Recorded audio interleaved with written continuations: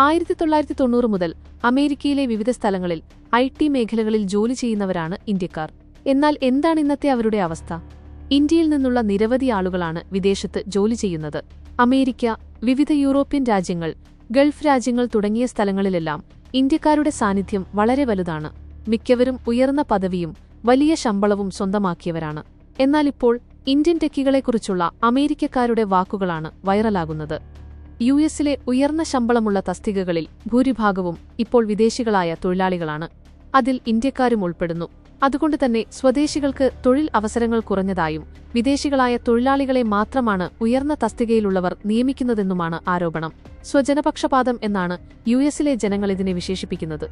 Covid മഹാമാരിക്ക് ശേഷം വിദേശികളായ തൊഴിലാളികളുടെ തൊഴിൽ നിലവാരം സ്വദേശികളെക്കാൾ വളരെയധികം മെച്ചപ്പെട്ടിട്ടുവെന്നാണ് യുഎസ് ബ്യൂറോ ഓഫ് ലേബർ സ്റ്റാറ്റിസ്റ്റിക്സിന്റെ സമീപകാല പഠനം വെളിപ്പെടുത്തുന്നത്. അമേരിക്കക്കാരുടെ ആരോപണത്തെ ഊട്ടിയുറപ്പിക്കുന്ന വിവരങ്ങളാണ് ഈ പഠനത്തിലൂടെ പുറത്തുവരുന്നത്.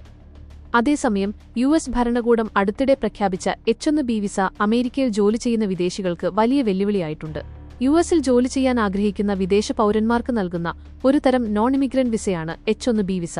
സാധാരണയായി ഐടി, എഞ്ചിനീയറിംഗ്, ഫിനാൻസ്, ശാസ്ത്രം, ആരോഗ്യം തുടങ്ങിയ മേഖലകളിൽ ജോലി ചെയ്യുന്ന ആളുകൾക്ക് വേണ്ടിയാണ് ഈ വിസ.